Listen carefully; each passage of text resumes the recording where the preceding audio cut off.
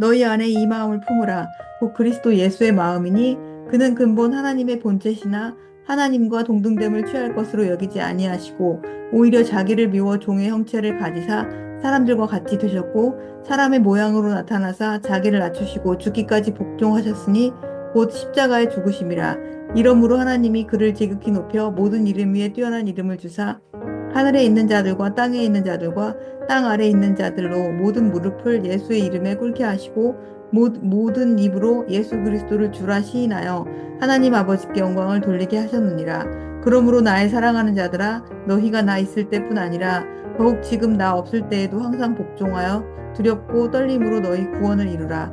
너희 안에서 행하시는 이는 하나님이시니 자기의 기쁘신 뜻을 위하여 너희에게 소원을 두고 행하게 하시나니 모든 일을 원망과 시비가 없이 하라. 이는 너희가 흠이 없고 순전하여 어그러지고 거스르는 세대 가운데서 하나님의 흠없는 자녀로 세상에서 그들 가운데 빛으로 나타내며 생명의 말씀을 밝혀 나의 다름질이 헛되지 아니하고 수고도 헛되지 아니하므로 그리스도의 날에 내가 자랑할 것이 있게 하려 함이라. 만일 너희 믿음의 재물과 섬김 위에 내가 나를 전제로 드릴지라도 나는 기뻐하고 너희 무리와 함께 기뻐하리니 이와 같이 너희도 기뻐하고 나와 함께 기뻐하라. 오늘 본문에 드러난 예수님의 희생, 자기 포기, 이것은 언제나 우리에게 신선한 충격과 도전을 던져줍니다. 근본 하나님의 본체이신 분, 그분이 어떻게 그렇게 낮아지는 삶을 사실 수 있었을까? 우리는 저마다의 권리를 주장하며 살아갑니다. 자기 권리, 이것을 빼앗기지 않기 위해, 그것을 쟁취하기 위해 투쟁하며 살아가지 않습니까? 자기 권리를 보장해달라고 직장에서, 또 학교에서, 거리에 쏟아져 나와 외치고 있습니다. 가정에서도 다르지 않습니다. 남편은 남편대로, 아내는 아내대로, 자녀들은 자녀들대로 권리를 주장하며 살아가고 있지 않습니까? 이 권리라는 말의 사전적 의미를 보면 어떤 일을 행함에 있어서 타인에게 당연히 요구할 수 있는 힘이나 자격, 이것을 권리라고 합니다. 당연히 요구할 수 있는 것. 그러니까 이 당연히 요구할 수 있는 힘, 자격을 가지고 있는 그 권리, 이 권리를 요구하지 않는 것은 바보 같은 짓이다 라고 이해할 수 있습니다. 자기 밥도 못 찾아 먹는 그런 사람이 권리를 포기한 사람이라는 말이죠. 하지만 하나님의 말씀은 그렇지 않습니다. 예수님께서 보이셨던 본 역시 그렇지 않습니다. 그간 우리가 배워왔던 권리라고 하는 이 기본 정의에 많이 벗어난 그런 내용들이 하나님의 말씀이라는 사실을 우리는 발견하게 됩니다. 예수님께서 산에서 주셨던 특별한 가르침, 우리 산상수훈이라고 하죠. 그 산상수훈에 보면 이런 내용들이 있습니다. 누구든지 네 오른 뺨을 치거든 왼 뺨도 돌려대라. 속옷을 가지고자 하는 자가 있다면 겉옷까지도 주어라. 억지로 오리를 가자고 하면 그 사람과 십리를 동행해 주어라. 원수를 사랑해라. 너희를 박해하는 자가 있다면 그를 위해 기도해 주고 그를 축복해 주어라. 이런 것이 우리 주님의 가르침이었습니다. 내가 주장할 수 있는 권리도 내려놓아라. 이렇게 가르치셨습니다. 우리 주님을 알기 전 우리 인생의 주인은 자기 자신이라고 생각하며 우리는 살아왔습니다. 세상의 중심이 자기 자신이었습니다. 그러던 어느 날 우리는 예수님을 만났습니다. 그리고 그분을 주님이라고 부르게 되었습니다. 우리 인생의 주인이 바뀌었습니다. 라는 고백이었습니다. 그런 주님을 우리가 믿었을 때 내가 주인이었고 내 욕심이 나를 이끌었고 내 생각, 내 경험이 중요했고 버릴 수 없는 내 생각이 가득했던 그런 내가 주인의 자리에서 내려왔습니다. 그리고 예수님이 주인이 되었습니다라는 것을 우리는 선언했던 것입니다. 그런데 만일 지금도 여전히 내 인생의 주인에 내가 앉아 있다면 당연히 나의 권리는 포기되지 않을 수밖에 없습니다. 그저 예전 어느 날 충만한 감정에 사로잡혀서 충동적인 믿음의 고백을 했을 뿐입니다.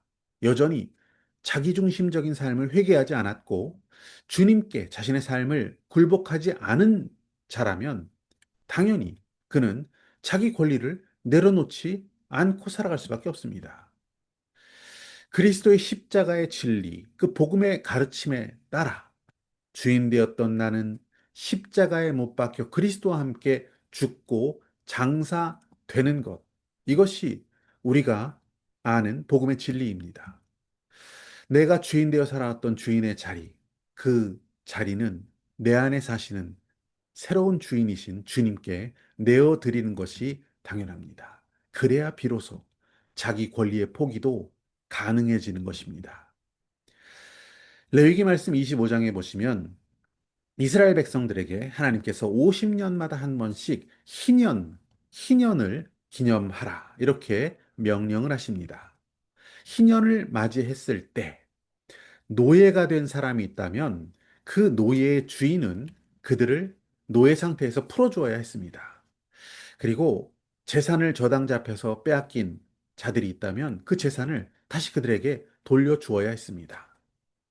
자기 권리를 포기해야 되는 날, 그 날을 주님은 뭐라고 하셨냐면 희년이라고 하셨습니다. 희년, 기쁨의 시간입니다. 주빌리, 주빌리에이션. 이 단어는 환희, 축제라는 어원에서 시작된 단어입니다. 희년, 환희, 축제. 이것이 하나님의 뜻입니다. 자기 포기를 희년, 축제로 지정하셨습니다. 그렇게 가르쳐 주신 분이 바로 우리 하나님이십니다. 여러분 잘 아시듯이 아브라함, 그는 자기가 데리고 고향을 떠나온 조카 롯에게 많은 소와 양을 나눠줍니다. 그뿐 아니라 롯이 더 좋은 목초지를 선택할 수 있도록 자기의 우선권을 포기하기도 했습니다. 그런 아브라함에게 하나님은 아름다운 땅은 물론 해변의 모래와 같은 저 별과 같은 자손을 약속해 주십니다. 아브라함은 그의 아들 이삭을 제물로 드려야 하는 순간에도 자기 자식에 대한 권리를 하나님 앞에서 주장하지 않습니다. 100세에 낳은 정말 아까운 아들 이삭을 하나님의 것으로 인정했던 것입니다. 하나님은 그 믿음을 칭찬하셨고 그에게 넘치는 복을 부어주십니다. 그 아들 이삭도 마찬가지였습니다. 자기 포기의 삶을 잘 살아냈습니다. 자기가 팠던 우물, 또 조상들의 우물을 탐내는 자들이 있었습니다. 그들이 치고 들어왔을 때 우물을 내어줍니다. 자기 권리를 포기했던 것입니다. 그리고 다른 지역으로 이동해서 우물을 팔 때마다 우물이 터져 나왔습니다. 그리고 풍성한 수확을 거두는 삶을 이삭은 살았습니다. 자기 권리를 내려놓은 수많은 성경 속의 인물들, 믿음의 가정들,